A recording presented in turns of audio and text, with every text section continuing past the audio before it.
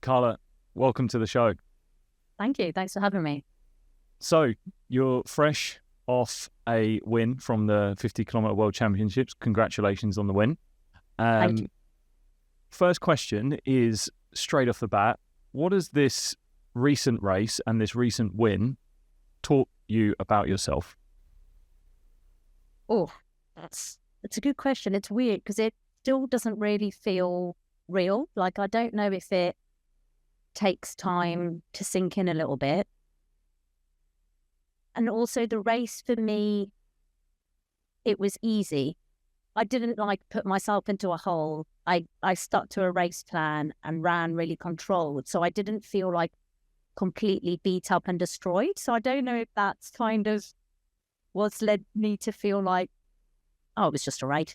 Because that's kind of how I feel at the moment. It doesn't really feel any different. It's nice getting some high fives from my friends, but you didn't get to celebrate it, right? You actually were a little ill after the race. Yeah, I finished the race and I've never thrown up like that in my life. I just was really, really sick. And then I had to go to drug testing. And then I was like really scared that I didn't have enough liquid in me to be able to go to the loo. So I drank so much water that I then basically got rid of all the salts in my body. And then I couldn't get up off the bathroom floor to go to the party. So any idea what that's actually doing? What's going on there when that actually happened? It's just like, what's it called? Hyponatremia, where you basically just flush all the salts out of your body. So you drink too much, which is actually more dangerous than being dehydrated. So we spoke to one of the UK athletics doctors and then a local doctor who gave me a prescription for this weird drink, which basically looked like a carton of apple juice. And yeah, then a few hours later, I was fine again. But yeah, I was sad that I didn't go to the bougie party on the rooftop. So with that experience of what was it called again? What do you believe it's called? It's either hypo or hypernatremia. I can't remember which. It's definitely I think it's hypo. It's hypo because I'd had something.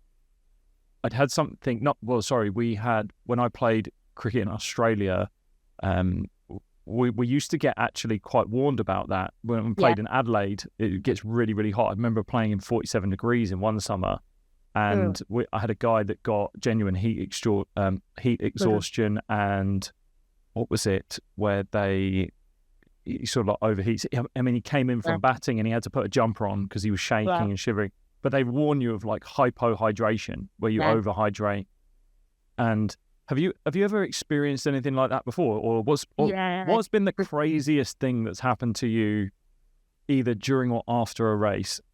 I have had that before. I had it actually probably about 15 years ago in a triathlon, but I got taken straight to a medical tent and put on like a saline drip. And then like 10 minutes later, you're golden, you're fine. But India's a bit dodge. So I was like, I want the medical tent was hilarious. It was basically like a tent with some random mattresses on the floor. And they're like, do you want to go lie in there? I was like, absolutely not. I'm like, you needles anywhere near me, I will ride this out. Yeah, right. And then I heard you took a rice cooker as well for food. Yeah, it's prep as well. Out there. You bought one out there. Okay. So what were you eating? Because that would really concern me. So again, India has notoriously, you get things like deli belly and it being quite intense, but that is nutrition for what you're doing is fundamental, and you must have been sticking to some form of plan previously, and then obviously it's a massive shift real quick. So you were keeping that under control, and what were you doing for yourself?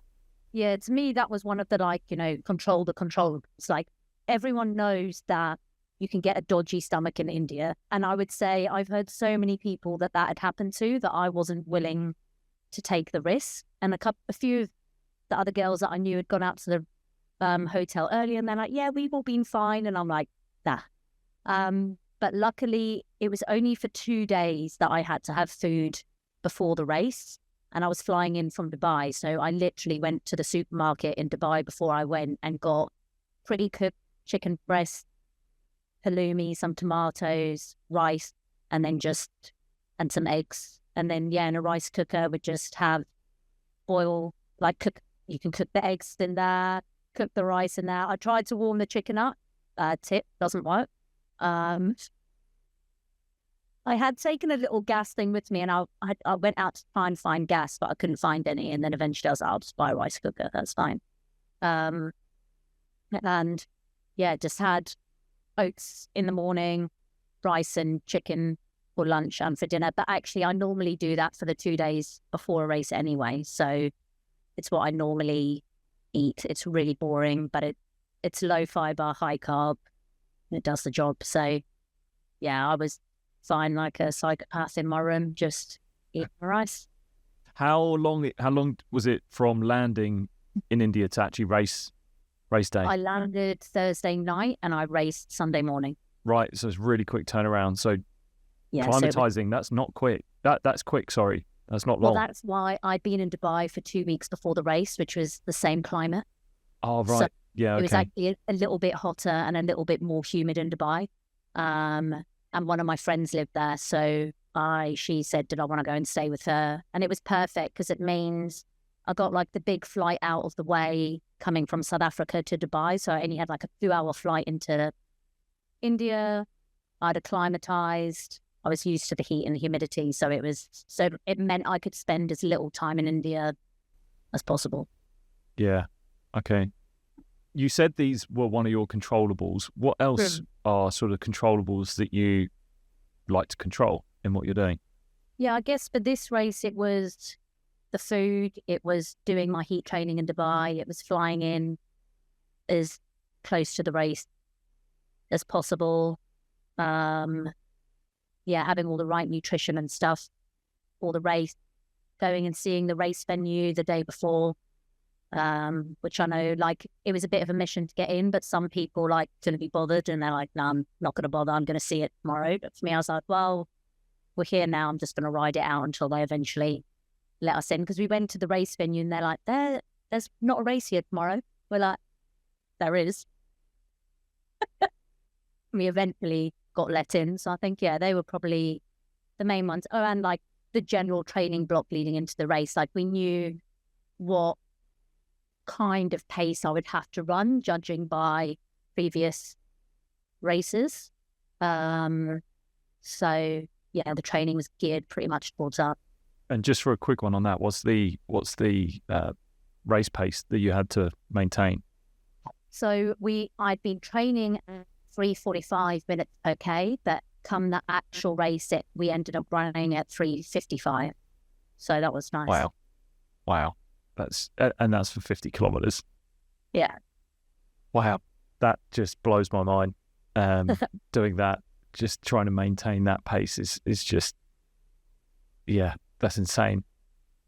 And with running, you can get real nitty gritty with it. I think because I've met a lot of runners, you can really cross the T's and dot the I's.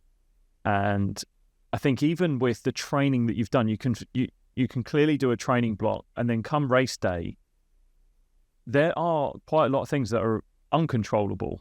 And so how much of what you do, whether it's physically, mentally, do you prepare yourself for those uncontrollables, and how do you deal with them?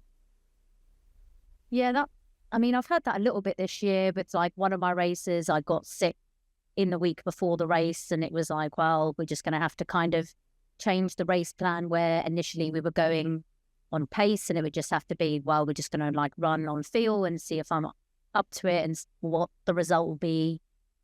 It will be, and everyone was like, oh, it's amazing you won. But that race, I wanted to run a specific time, and I just couldn't, because I just didn't have that like end gear. So then you just have to accept, okay, it's fine. It was still a good race. We still ran hard. And sometimes you just got to take it on the chin a little bit, and sometimes you feel better. And then, so one thing I've tried to do this year is actually learn how to run on feel a bit more, and learn to not be like so obsessed with my watch and splits and paces, and be like, okay, it feels like I'm going a little bit too hard. I need to back off, or this feels really easy. I'm going to pick the pace up, and learning, just what that feels like a bit more. And I think this is the first year I've been running for like 20 years. And it's the first year I've like managed to do that.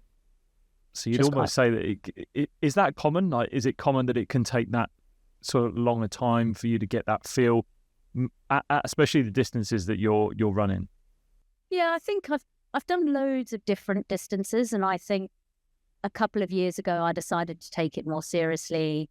And I think once I decided to do that, and you're just a little bit more mature, and yeah, all those things added on just helps with the race. Where before I thought like the best approach to running was just to like go out as hard as I could and bury myself, which it's fun to do that sometimes. I've got a 10K in a couple of weeks where I fully intend on doing that.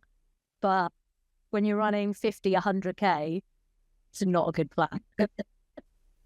Dan Lawson, who's been on the podcast twice, and obviously you know Dan, he had said running an ultra is easier than running a marathon, because he said you are running against the clock. You're trying to go for a time, and you're forcing the watch, you're looking at the time, you're looking at splits, you're doing all of that. And there's actually probably an element to that where just even the internal anxiety that creates can just have a massive impact on the body. And then he would talk about how quite literally ultra running, and he does 24-hour racing. And I know you haven't gone up to 24-hour racing yet, have you? I like sleeping. Yeah, exactly.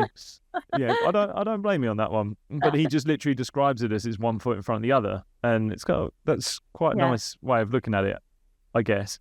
Is there anything that you do pre-race to get yourself into a frame of mind like that, whether it's perhaps acceptance of uncontrollables, or maybe remembering that game plan or race plan that you've got?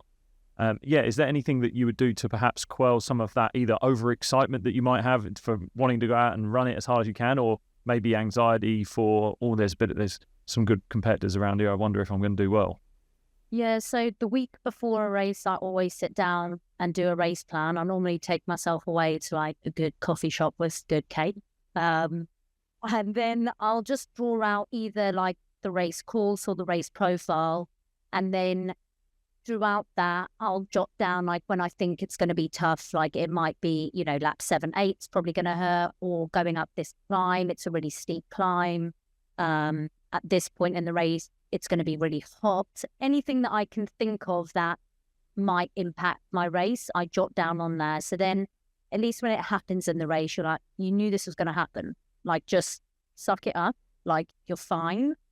And then I try also on my race plan, I'll put like a pacing strategy together. So like for Comrades this year, which is an ultra in South Africa, I gave myself like a lower end pace target and a high end pace target. I didn't actually write them down anywhere else during the race. I just did it before. For the world champs, I just went for like best case scenario, because I actually knew it would be a little bit slower because of the heat and humidity.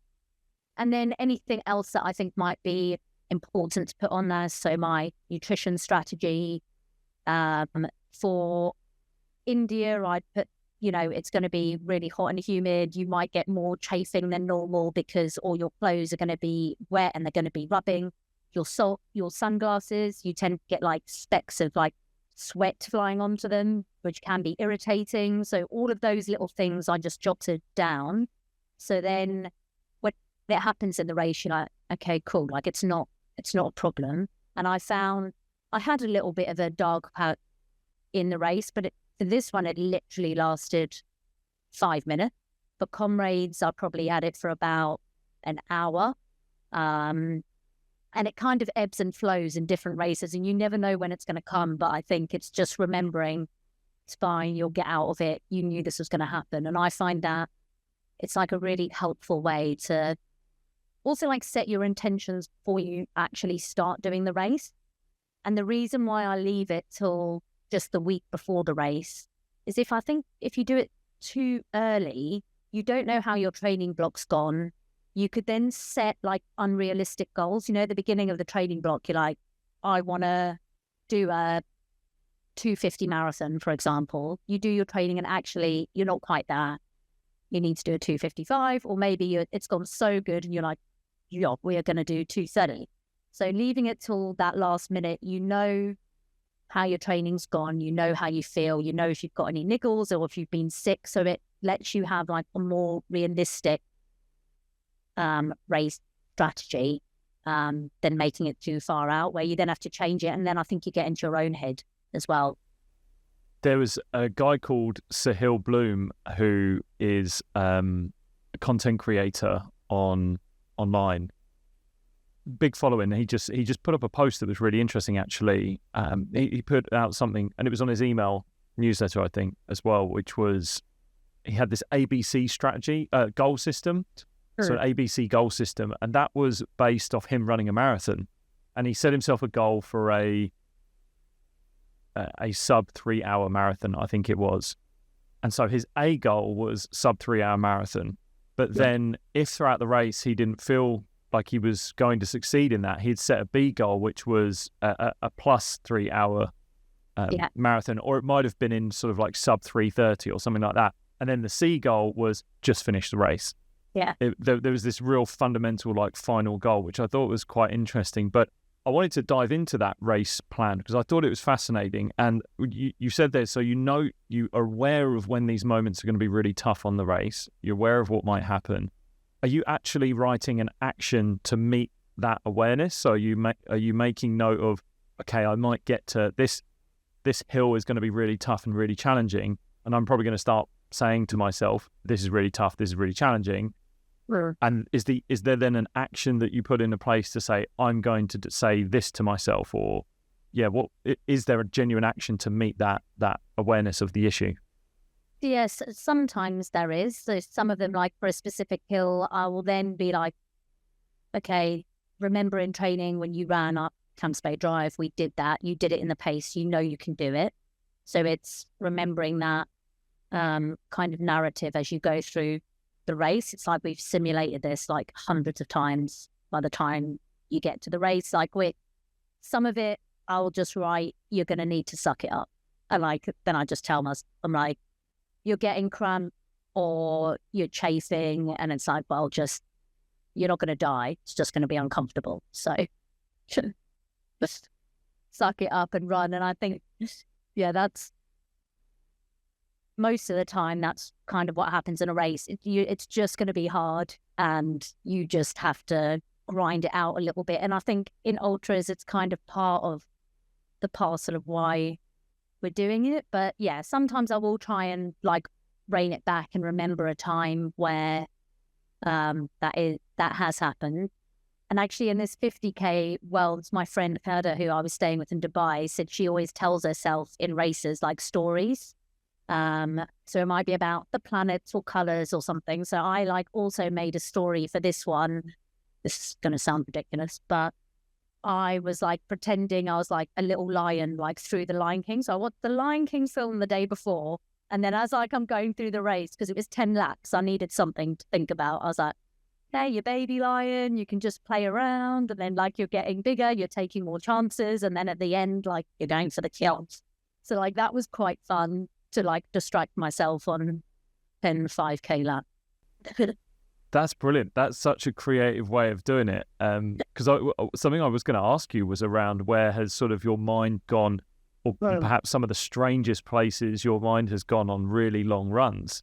Dan Lawson had said before that he had an experience, I think, in the Gobi Desert where he was running for like 5 minutes and he took himself out of his body and he was like watching himself, and he's sort of like in this very sort of trippy world that he got into. So yeah, have you ever experienced anything very strange, or maybe even had like an epiphany whilst you're running?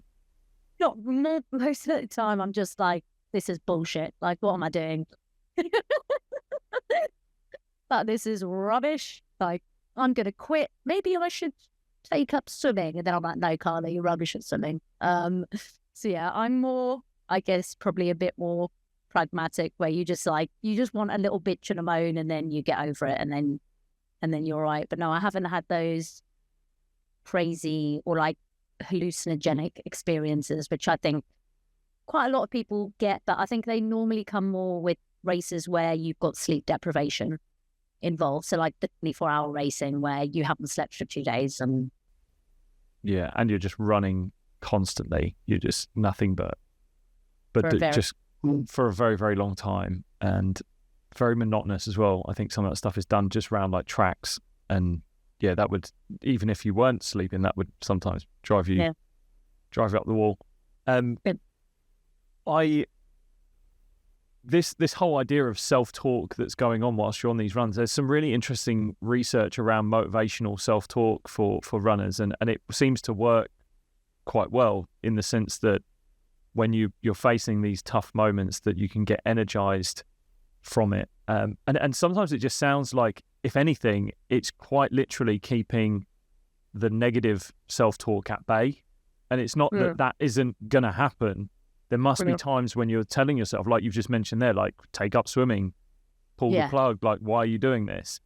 Is it ever like this constant battle, or is it that you have to almost fight fire with fire, that sense? Because I'm sure there must be so many times in that 50 kilometers where you're just sitting there going, there's just so much time. It's 6 hours that you were running for, and at an incredible pace. That one was like 3 hours 20, but actually the biggest thing at the Worlds this year, because the pace was quite slow and it was like a very strategic race, which is different to how I've raced before. I've seen loads and loads of world champs. I'm sure everyone has, 1,500 meters, 5,000 meters, 10,000 meters at the Olympics and the Worlds, where everyone stays in a bunch until the last lap and then they go. And that is exactly what happened in our race. So it's like very, very chilled, and people, just as the race went on, were dropping off. And actually in my head, I was like, oh my God, I'm going to win. And I was like, no, Carla, back in your box. And I was like, don't even think about that yet. Like, you've got a job to do. So I actually had to keep on like refocusing and being like, keep your shit together. Don't get ahead of yourself. How far out was that? How far out from the end is that you're sort of having that conversation with yourself? I was doing that from the beginning. All right. And I was having to feel like I was like having to pull myself back in, going, calm down, get back in your box, sit there, baby lion, sit there. And you could you feel that from the other racers though? Like, do you feel that they could sort of sense that energy off you a little bit? I could tell that they were struggling, because you can hear everyone else's breathing, and so I knew that I was in control, and I let the other girls go out at the front, and I sat behind them because I was like, I'm not going to kill myself if I don't have to, which was like interesting, because in the guys' race, they just went from the gun. This one Spanish dude, and just went as hard as he could, like raced hard. And I was like, well, let me try this racing in a pack thing. And then it was quite good because there was on the course, so it was like a lollipop. So the little out and back bit, you could see the other ladies, and then you could just see them, like the facial expressions and people getting more tired as the race went on. So I think that's also where those things, you're like, oh, I'm getting a bit of a lead now. And then you're like, calm down. Hold your horses. Yeah. Would you describe yourself as a natural runner? I guess I've always run, but I think I have to work really hard. Like, I'm not just like really talented. Like some people can, just go out and run amazing times all the time. I have that, after a race, I have a break. My times go a lot slower, and then I have to build up and work hard to get back there. So like, for example, there's a hill that I run up here that I trained for Two Oceans, which is at Ultra in Cape Town. And the week before the race last year, I was running up this hill at 5:25 a K. Yesterday, I went and ran up it, and at the moment, I'm running up it at 5:50 a K. And it's the same effort, but I know that I'm just not quite fit enough yet. So I have to grasp, but I like that. So yeah, because I think there's something interesting that I've seen with ultra running, which is obviously you have to be light, but there's quite a lot of different body shapes in it. I think if you look at something like marathon running, it's very similar. It's very similar composition of bodies.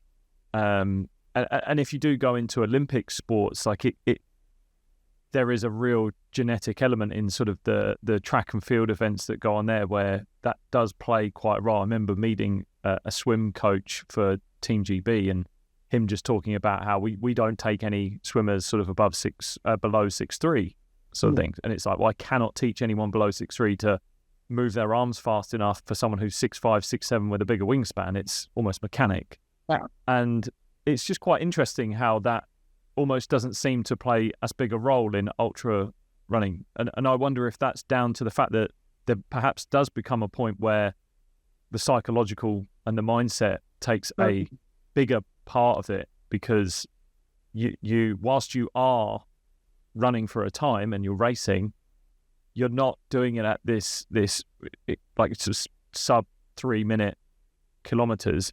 I wonder if you feel that as well.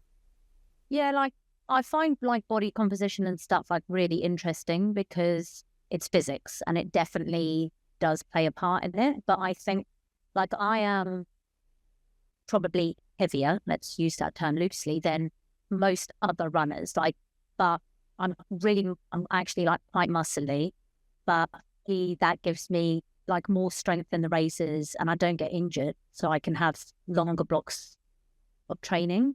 So for me, I would like rather compromise having like a little bit more weight, being a little bit stronger and not breaking down as much, to being really light and being like literally on that tipping point edge of you could like break down at any point. But yeah, it's definitely, especially in like the races I'm doing, they're very hilly races. And actually, if you're lighter, you're going to get up a hill quicker. But yeah, there's a tipping point, and I do find it, and that's something that I've kind of experimented with this year a little bit, trying to find that like optimum waist rate. And I find it really weird that people won't talk about it either. It kind of, there's a lot of people that they're too scared, because I think a lot of coaches have done it in a very bad way. Like I had a coach out here a few years ago who came up to me at a finish line and was like, pinched my arm, was like, "You're fat, like you do not look good, you're soft, you need to sort it out." I'm like, that is not the way to do it, you nutter. Yeah. Whereas I think you can have like mature conversations about it and be like, actually, maybe if you are a little bit leaner, you're going to race better, and there's ways that you can do this with professionals. But people don't want to talk about it for some. I think they're too scared. It's probably cancel culture is probably definitely going to play a role in that. I think. Yeah. In my sport, cricket, we heard that. We've had, look, I went through a period where I increased my weight from sort of like low 80s to like 94, 95 kilograms. But the difference being is we're running in, stopping abruptly, and then that's force that's going through our knees and joints and things like that. And it's something that the science on it is it's 8 times your body weight goes through your front foot when you bowl a ball in cricket. So for every kilo that you add on, that's 8 kilos. Repeat that 120 times per game. Well, around 120 times is what you're going to be bowling. So you're 800 plus kilograms per kilo of weight that you're putting on. And I put on about 10 to 15 at one stage, and that was a sort of big growth stage. But then I got 2 knee surgeries that I needed to have done. I had tendonitis in both knees that needed to be sorted out.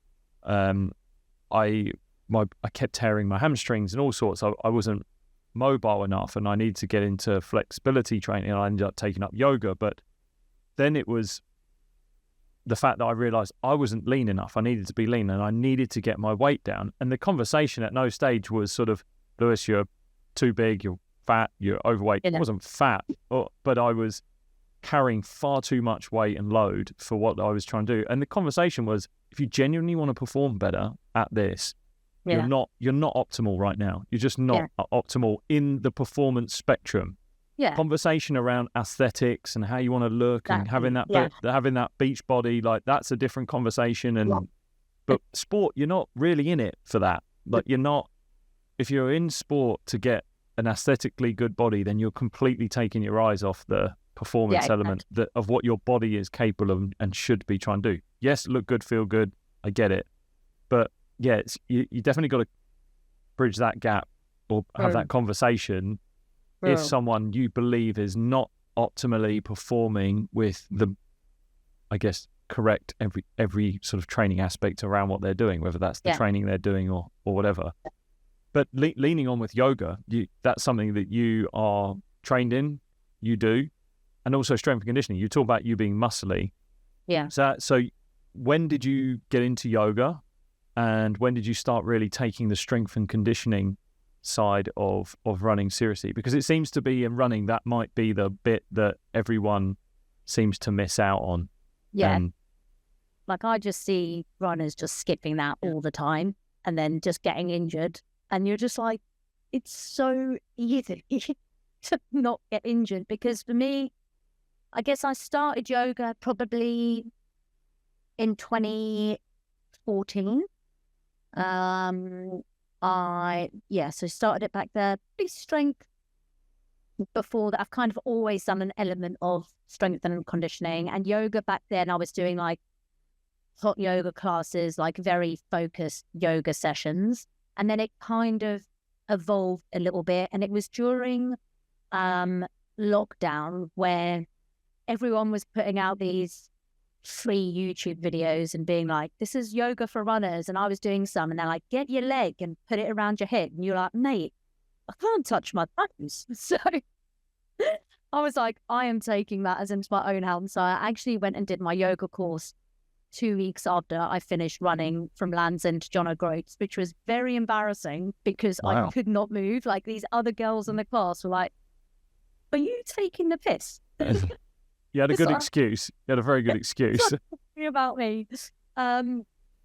So yeah, that's when I like set up my strength conditioning and yoga for runners, because I wanted to find like an easy way for people to actually do it. And I know like runners' attention span, we will go and run for 5 hours, but our attention span for like mobility and strength is about 30 minutes. So I was like, I'm going to make 30-minute sessions, like short shot. You press play, you follow along. I'll talk rubbish to you. We do the session, it's done. And you do it once a week. And everyone always says, you know, does once a week really make a difference? I'm like, well, how much are you doing it at the moment? Like, none. So yes, start at one, become consistent, and then we can build it up from there. And I think for me, the yoga that I do, it's not like bow to the moon yoga. It's mobility, and it's moving your body, and it's balance, and it's activating all those little muscles in your feet and your core. And it's when we run, we're doing everything in one plane of motion. So actually by doing this strength and mobility and moving in different ways, you can have that bodily awareness to be like, oh, actually my hip's a bit tight there, or my shin's a bit tight. Let me either go and get a sports massage, or let me go see an osteo and get my back aligned, or actually maybe I just need to hammer some quad stretches for the next few days, or I need to do some more calf raises in my program. And it's giving you that like awareness of fixing things before it actually becomes a problem. And I know runners are like just rubbish at it, but I'm like, I've been doing it now every single week. I have to do it every week because I film it, but I haven't been injured since I started doing it religiously in 2020. So I think it works. Well, it does work. So. Yeah. Look, I started pretty much around the same time as you. Did you say 2014? That's when I started yoga, yeah. Yeah, yoga. So yoga's when I started sort of S&C around the time when I was about 14, 15, 2004, 5. Yeah. And then, didn't get into yoga till about 2014. And that was through a plethora of injuries. I don't think I'd gone through a 3-month span of not picking up some form of niggly injury, like a little muscle tear, like not real muscle off the bone type stuff, but just like grade 1s, sometimes a grade 2. Yeah. And I was getting so frustrated, and our physios had this list for all the players, and it was like a green, amber, red list, and red were like the players that were massively injury prone, and they was dangerous for them to sort of get in and do stuff. And I was like, I want to get off this red list. I've got to do that. So I took up yoga, and I didn't get injured for another 18 months. And I went straight onto the green list, and I didn't change my training. I didn't do anything different. I just added that in. And I think you're right. The runners will go out hours on end, do the monotonous running. They're there. They're doing something which you could actually argue is quite boring and dull. And then the argument is that the thing that they need to make that better for them is boring and dull. And it's like, how does that not fit in with your agenda? And so And so, but I think it's more a perspective thing, right? It's sometimes not even, they know that it's good for them, that it's good for them. When I started getting into a bit more longer distance running after I retired, I could tell the multi-directional aspect of doing something like yoga. It meant that on trail runs that I could go and do, when I was met with a sort of uneven surface, I wasn't fixated or rigid in my body's ability to only work in one way. And I was far more multi-dimensional, and I felt like I could sort of run and literally move off track slightly if I needed to sort of dart out of the way or something gave way, and I didn't feel like I was vulnerable at all. But to get people to understand that, I think requires a bit of a perspective shift, I think. Mm-hmm. So I guess what is your thoughts on trying to get people into that frame of mind, like to do the thing that is good for you? Have you found anything that's helped people that you teach and work with? I think for me, it's just about like making it as easy and accessible for people as you can. So like that's why I've set up my one. Like you can do it at the gym if you want. You can do it at the park. You can do it at home. You can fit it in however you want. And I think like a lot of people, excuse me, you hear all these rules and people get scared about you have to do strength on this day and you have to do mobility. I'm like, it doesn't matter. Like play around. Like sometimes I do strength before a run, sometimes after, sometimes on a rest day. Like there's no rules. So, for me, it's just about keeping it short and sharp and to the point, and there's no messing around, and you're getting like in and out, you're doing a session and you're getting it done. And I think it's also about finding a teacher or a program that you like. Like some people, might find one person's chat like really boring. They might need someone to help them hype them up a little bit more. Some people might enjoy that, the yoga where they talk to you about a story of the moon. And it's just about finding like what you connect with and what you find motivating. And that can also change over time. So it's fine if you get bored after it, you've done a year of one program, you're like, cool, I want to change it. You can move to another teacher. Like it doesn't matter. You've just got to find what works for you, and you've just got to be consistent, because like I have people when they join my program, they're like, can I do more sessions in a week? I'm like, just chill, like just do your 2. And then once you've done 2 months of getting them in every week, then we can chat about adding like a bonus video or an extra session in. Because you see with all these things, you start something new like yoga, you join a new class, you get your 10 free sessions, you go and smash them all in one go, and then you're like, yeah, okay, I'm bored now. But that's something to look forward to, then be bored with it.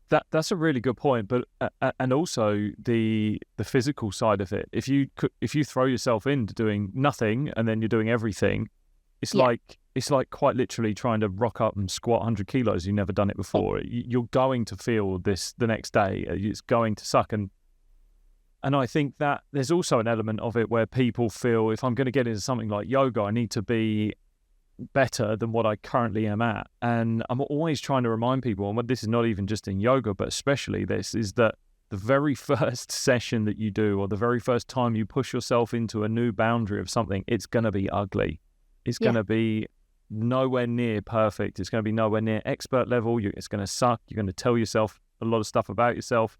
But in the end of it, it's just, can you just do a little bit more than what you've done now? Yes. Yeah. Go again the next day, or the 2 days later, whenever it might be. And I found a way that actually really worked for me was almost turning it into like a gym program around body type, body parts.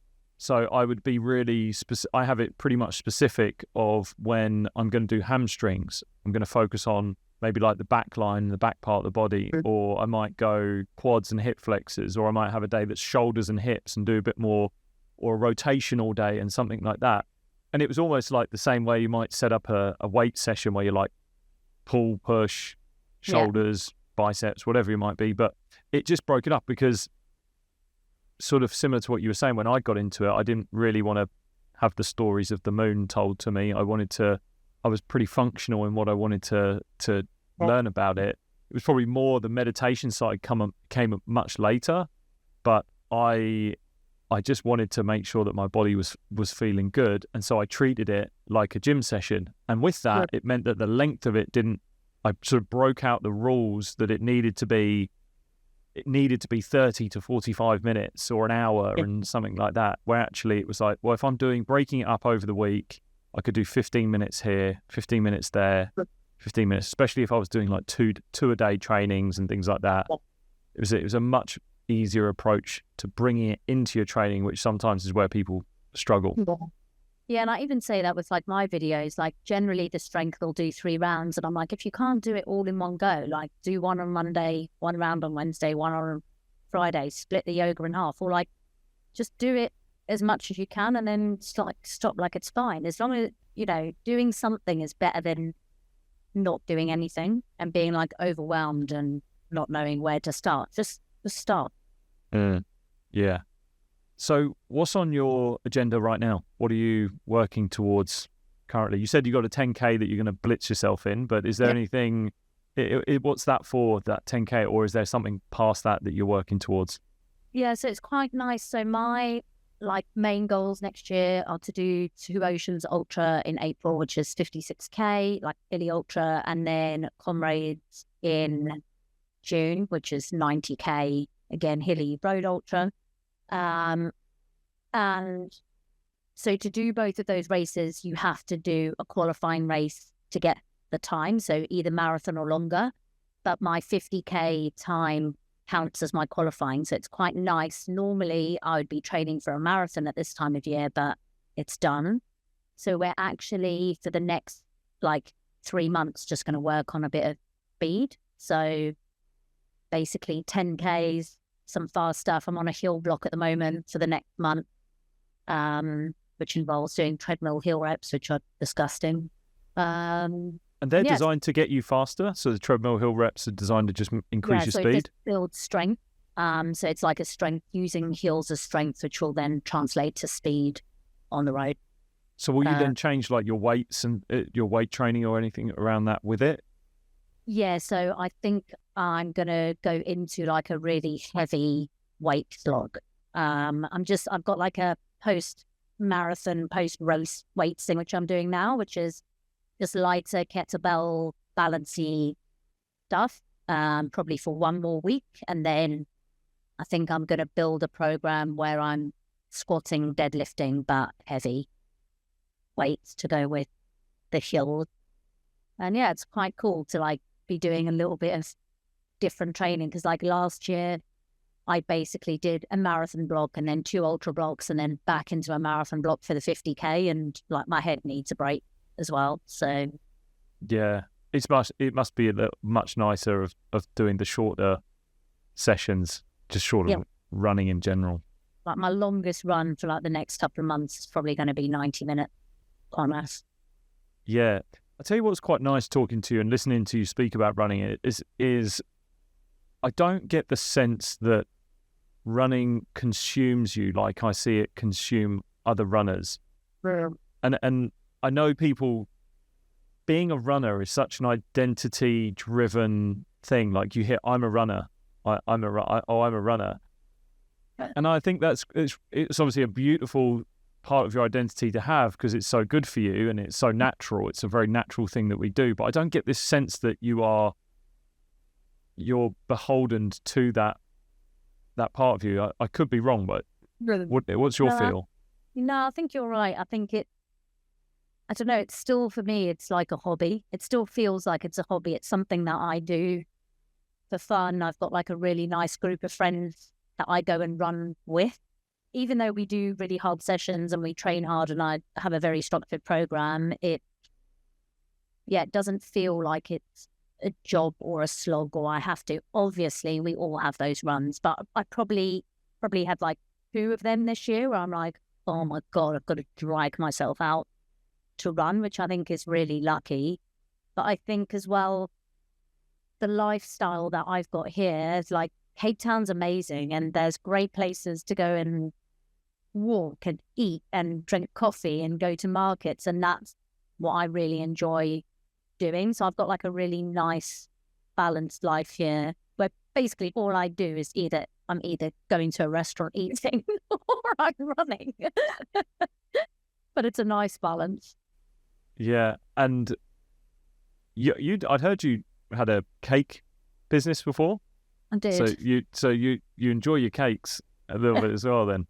We had good cake today. We went to this place. It's called Pajamas and Jam. It's like a 45-minute drive from Cape Town, and it is insane. We had like breakfast, brunch, and then these cake. Like, I can't even explain how amazing this cake shop is. And then I had this passion fruit cake with meringue on top of it, and it was sensational. Wow. So good. And even there, just as you're talking about running and your experiences there, like the Lion King thing, for example, that's a very playful way of making something that is very monotonous, a bit more enjoyable, and probably a little bit more motivating. Yes, you did that Lion King playful adventure that you were having in the race. Do you bring that into your training? Do you bring that into sort of what you do? And so is it a playful experience when you're running? Yeah, I haven't yet. That was the first time I'd done that in the race, so I might. But I think like in training, I guess I mainly train with a group. So like I started a little group in Cape Town that I train with, and when you're kind of grafting and doing the sessions together, we're all kind of motivating each other through the session without really knowing it. It's either like I need to try and keep up with the guys in front, or I don't want matey boy to catch me from the back. So I think you don't really need to distract your mind because there's a structure to the workout that you're doing and you've got everyone else to rely on. Where like in a race, yes, you've got the same goal of finishing the race, but actually your strategy could be very different, where like, I guess the strategy or the goal of the session that we're doing, we've all got the same goal for that session. So yeah, I feel like you don't really need to dig deep or kind of go to the heart in training, if that makes sense. Yeah, it does make sense. So I can almost even relate it to even team sports, which is kind of strange. Like when you're in training, you're very structured and knowing what you're doing. Game day, race day, even when you're in a team sport, you are kind of on your own a little bit. You're still making those decisions on your own. And I still really did. I liked what you said about running on feel. A previous episode we'd had on the podcast with Tim Harkness, who is Chelsea psychologist. He spoke about Thierry Henry, famous football player, allowing the game to help him make the decisions, not feeling like he had to have this decision and be live or die by it, but it was actually more around listening to the game and letting the game tell him, sort of thing. And that's sort of similar lines to having that feel when you're on your own, racing and having that feel for yourself. But in training, you can bounce ideas off people. You can pick them up. You maybe get your energy from picking someone up, inspiring them through sessions. So yeah, that's really interesting. Yeah, and it's like, that's why I just think if you can, I know a lot of people are like, no, I like to do my runs on my own, like I'm a lone wolf, that's my time. But like, you will run so much better if you can run in a group. You don't have to do all your runs in a group, but those quality sessions, if you can do them with other people, you're going to run better. Like, full stop. Just because like you will just have that like competitive nature of the session thrown in. And I get, like sometimes I don't want to talk to someone, I just want to go for a run by myself. But yeah, if you want to run better, like run with other people. I think that's the best. Yeah. Look, just a couple of things before we wrap up the episode. I always ask people on the show what they are perhaps listening to or have read or maybe watching that is currently inspiring them for the listeners. I've actually just finished watching the David Beckham documentary, literally on bike. And that was quite cool. I didn't quite know where that was going to go, but seeing someone that's like so obsessed with football, he's literally willing to like throw his family under the bus. You're like, that is wild. Like, I don't know, have you seen it? Yes, I have. And I've just finished the Ronnie O'Sullivan one. Okay. And that is, and David Beckham was at the premiere for that. True. I think they're friends, and you can almost see the almost a reason why they're friends. Not only just because they're probably they're British superstars in sport, but the way they were obsessed with what they were doing, it's eye-opening. Yeah, so I like that. And then I also really like the Point Break one, the tennis doco, but mainly actually watching Onsuber. Like, I really her like grit and like determination and like tenacity to like keep on coming back, like keep finishing second and just like grinding. Like, I really liked her competitiveness and sportsmanship in the game. Yeah, I love that series. I really enjoyed it. I almost said it was like a mindset / psychology documentary. They just happened to be playing tennis. Yeah, it's really interesting with all the different strengths and challenges that all these different athletes have, and like Swiatek, like she's amazing. She's dominating, but some of her challenges are keeping that and expectations, and then there's some other players that are just trying to get that first win, trying to get their name on the board, sort of thing. It's a very good document. It's a good one, the Beckham one, but there's some good ones there as well. And to finish off, what is something that you would challenge listeners to do that they can go and do from this conversation that we've had? If you could pose a challenge to them, perhaps to take action and go and do something, what would that be? I think jotting down your race plan. So before any race, competition, event, anything that you think is going to be tough or challenging, just sit down, take that time away, take yourself away, draw it out, think it through. Sometimes it's hard to like actually sit there and like write the goals and stuff down, but I think it's really important. And yeah, it's cool when you can see it on paper and use colourful pens and all that sort of jazz. It's a nice thing to do. Yeah, head over to your Instagram to go and see some of those colourful plans that you've put up. Yeah. They're really interesting. So, and with that, where's the best place for us to send everyone if they want to reach out, follow you, follow your stuff? Where's the best place? Yeah, probably Instagram. Just Carla Molinaro on Instagram. All my training's on Strava. If you want to see what training I do, it's all open and it's on there. And then I've just, probably 2 months ago, I started a little thing on Threads where I write 3 things a day that are like good, bad, happy, sad about my day that I reflect on, that I've been doing for a couple of months. Awesome. I'm going to link all of those in the show notes, and that's the first person to put up their Strava. That's for sure. More people should do that. More people should get on the Strava. You can have a look. It's all there. Look, Carla, this has been amazing. I really appreciate your time and having this insight into how the race went, but also your experiences so far. So thank you. Pleasure. Thanks for having me on.